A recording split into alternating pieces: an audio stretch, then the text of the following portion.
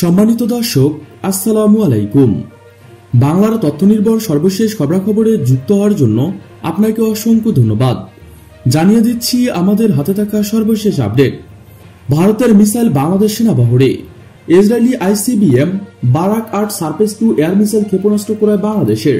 কেন ভারত থেকে বারাক ৮-এর মতো এয়ার ডিফেন্স সিস্টেম ক্রয় করতে চাইছেন পৃথিবীর বহু দেশ?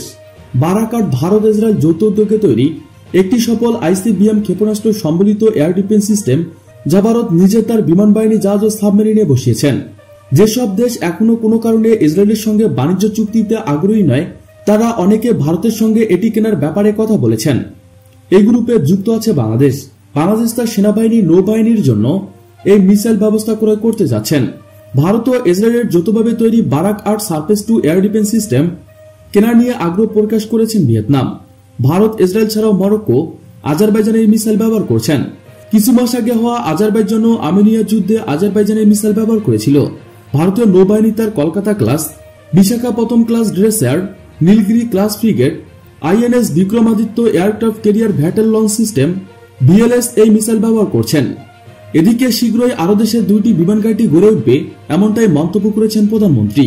প্রধানমন্ত্রী শেখ হাসিনা বাংলাদেশ বিমান বাহিনীকে একটি অত্যাধুনিক বাহিনী হিসেবে গড়ে তোলায় তার সরকার দৃঢ় সংকল্প ব্যক্ত করেছেন। বিমান বাহিনীর শক্তি বৃদ্ধিতে শীঘ্রই দেশে আরো 2টি বিমান ঘাঁটি তৈরি করা হবে।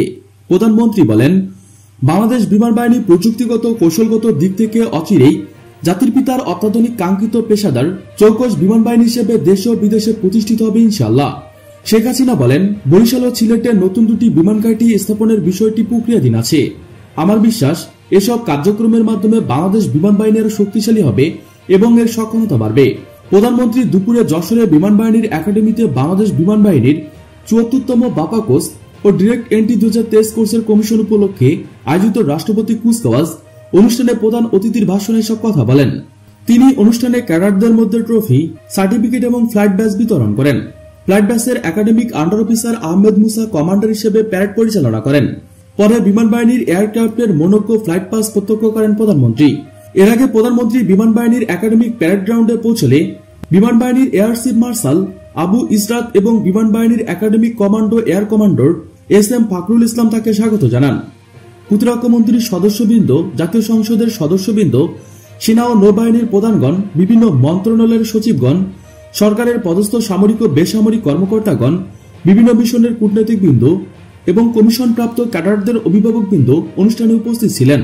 শেখ হাসিনা ক্রমবর্ধমান প্রযুক্তিগত উন্নয়ন ও পরিবর্তনের সঙ্গে খাপ খাওয়ানোর দক্ষতা অর্জনে ক্যাডারদের সর্বদা সচেষ্ট থাকার আহ্বান জানিয়ে বলেন, মনে রাখবেন, ৩০ লক্ষ শহীদের রক্তের বিনিময়ে আমরা আমাদের স্বাধীনতা পেয়েছি। জাতির পিতার স্বপ্ন ছিল একটা সুখী সমৃদ্ধ বাংলাদেশ গড়ে তোলা। তোমরা এই দেশের সন্তান। নিজেদের কখনোই সাধারণ মানুষ থেকে বিচ্ছিন্ন ভাববেন না। তাদের মুখে হাসি ফোটানোর জন্য সবসময় চেষ্টা করবেন। দেশের অর্থসামাজিক উন্নয়নের চিত্র তুলে ধরে প্রধানমন্ত্রী বলেন, বাংলাদেশ আজ উন্নয়নের রোল মডেল। অর্থসামাজিক খাতে আমরা দৃঢ়মান অগ্রগতি অর্জন করেছি। প্রধানমন্ত্রী স্বাধীন দেশের মান উপযোগী একটি বিমান বাহিনী গড়ে তোলার জাতির পিতার উদ্যোগের কথা স্মরণ করে বলেন, স্বাধীন দেশের উপযোগী একটি শক্তিশালী ও প্রশিক্ষণপ্রাপ্ত সশস্ত্র বাহিনী গড়ে তোলার জন্য জাতির পিতা 1974 সালে প্রতিরক্ষা নীতি প্রণয়ন করেন। বাংলাদেশের ভৌগোলিক অবস্থান ও সামরিক কৌশলগত দিক বিবেচনায় রেখে তিনি একটি আধুনিক বিমান বাহিনী গড়ে তোলার উদ্যোগ গ্রহণ করেন। বঙ্গবন্ধু 1973 সালে সে সময় আধুনিক মিগ-21 জঙ্গি বিমান, MI-8 হেলিকপ্টার, স্কোয়াড্রন AN-24 পরিবহন বিমান এবং রাডার বাংলাদেশ বিমান বাহিনীতে সংযোজন করেন।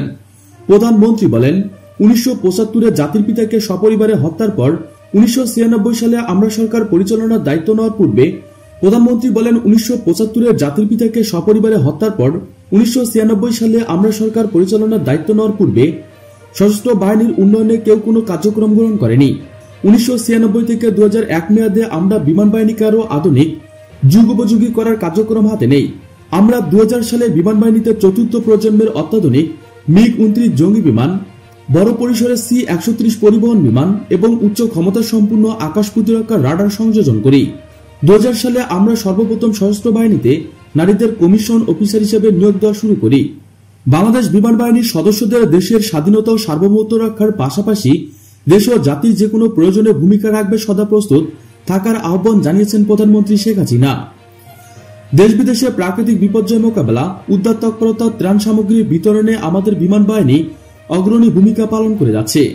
এই সঙ্গে প্রধানমন্ত্রী অনুষ্ঠানে নৌবাহিনীর 2 জন পাইলট এবং বিমান বাহিনীর 2 জন মহিলা পাইলটকে ফ্লাইং ব্যাজ পরিয়ে দেন। প্রিয় দর্শক, আজকে পর্যন্তই। শুরু থেকে শেষ পর্যন্ত চেষ্টা করছি বাংলার সামরিক অর্থনৈতিক সঠিক তথ্য উপস্থাপন করতে। আপনাদের কোনো তথ্য কিংবা পরামর্শ থেকে থাকলে তা কমেন্ট করে জানিয়ে দিতে পারেন। নিশ্চয়ই আবার দেখা হবে নতুন কোনো বিষয় নিয়ে। ততক্ষণ পর্যন্ত ভালো থাকুন, সুস্থ থাকুন। Thanks for watching my video. Allah হাফেজ।